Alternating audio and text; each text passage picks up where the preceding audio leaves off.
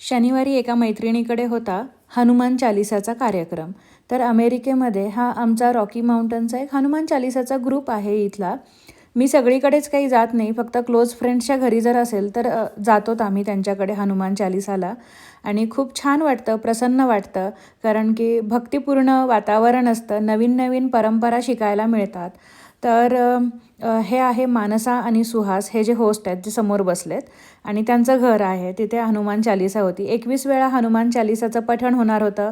सुरुवात होते रामरक्षा स्तोत्राने, आणि त्यानंतर सगळं कार्यक्रम झाल्यानंतर एखाद दुसरं भजन होतं, आरती होते, आणि मग प्रसादाचा लाभ घ्यायचा आणि मग जायचं. तर आपलेच जर फ्रेंड्स असले तर मग मदत करायची असते सगळ्यांना. पुढे होऊन जे काही आपल्याला करता येईल, ज्या कामामध्ये मदत करता येईल ती सेवा देतोत आम्ही, आणि खूप छान वाटतं. मुलं ह्याच्यातून शिकतात. त्याच्यामुळे काय होतं ना हल्ली, की असे ज्या वेळेला कार्यक्रम असतात तर मग सगळी छोटी छोटी मुलं एकत्र बसतात आणि एक हनुमान चालिसा त्यांनासुद्धा गायला मिळते. आणि इवानेसुद्धा हनुमान चालिसा गायली, मी सुद्धा गायली, म्हणजे सगळेच गातात.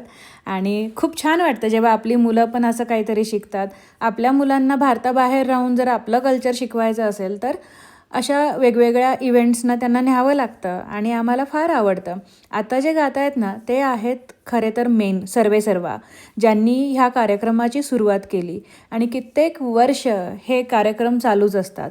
एप्रिलमध्ये हनुमान जयंती असते, आणि त्यामुळे एप्रिल महिन्यामध्ये पूर्ण महिनाभर प्रत्येक शनिवारी हनुमान चालिसा होते. म्हणजे त्यांना 108 वेळा हनुमान चालिसा कंप्लीट करायचे असतात ते रिसायटल्स. आणि मग त्यानंतर दर महिन्याला एकच अशी हनुमान चालिसा ज्याच्या पण घरी ऑर्गनाईज केली असेल तिथे जाऊन सगळेजणं हा कार्यक्रम करतात. खूप छान वाटतं. म्हटलं तुम्हाला शेअर करावं तुमच्यासोबत, तुम्हालाही छान वाटेल ऐकून की आम्ही भारताबाहेर राहून कशा आपल्या परंपरा जपतो. तर हा आहे हनुमान चालिसाचा कार्यक्रम.